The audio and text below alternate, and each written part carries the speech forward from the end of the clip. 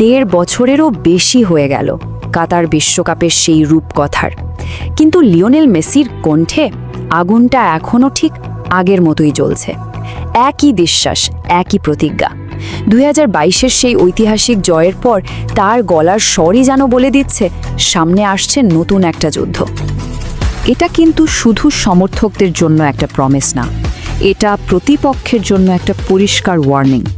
2026 বিশ্বকাপ তো প্রায় চলেই এলো, আর মেসি আবারও বুঝিয়ে দিলেন তার দল আসছে, আর এবারও তারা লড়বে, নিজেদের সবটুকু দিয়ে লড়বে। তো চলুন একটু ফ্ল্যাশব্যাকে যাই, 2022-এর সেই রোলার কোস্টার জার্নিটা একবার মনে করি। কিভাবে আর্জেন্টিনা সব বাধা পেরিয়ে সে অবিশ্বাস্য ট্রফিটা জিতেছিল। কি যে নাটকীয় ছিল সেই পথ চলা, ভাবা যায়। শুরুতেই সৌদি আরবের কাছে সেই হার, 36টা ম্যাচ অপরাজিত থাকার পর ওই একটা ধাক্কাই যেন পুরো টিমটাকে ইস্পাতের মতো শক্ত করে দিয়েছিল। ওই একটা হার থেকেই জন্ম নিয়েছিল একদল অদম্য যোদ্ধা। আর সেই শুট আউটগুলোর কথা কি ভোলার?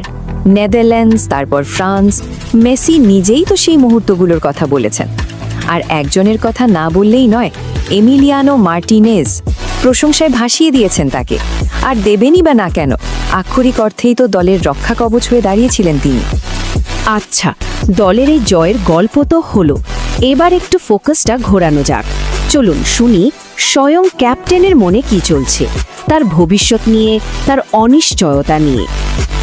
এই কথাগুলোর মধ্যেই কিন্তু লুকিয়ে আছে দলের সাথে তার আসল কানেকশনটা। তিনি নিজে 100% শিওর না যে তিনি মাঠে নামতে পারবেন, কিন্তু তার মন, তার আত্মা, সেটা যে দলের সাথেই থাকবে এই ব্যাপারে কোনো সন্দেহই নেই।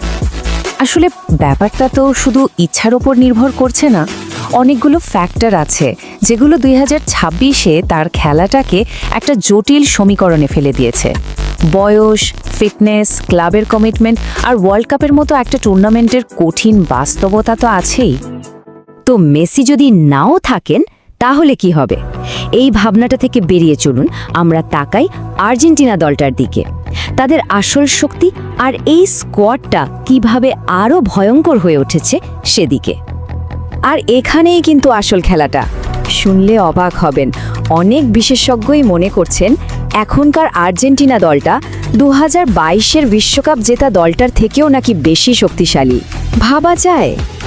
আসলে এই দলটা এখন আর শুধু কয়েকটা কিংবদন্তির ওপর ভরসা করে নেই, এটা ভবিষ্যতের জন্য তৈরি করা একটা পাওয়ার হাউস, যেখানে তারুণ্য আর অভিজ্ঞতার এমন এক মিশেল আছে যা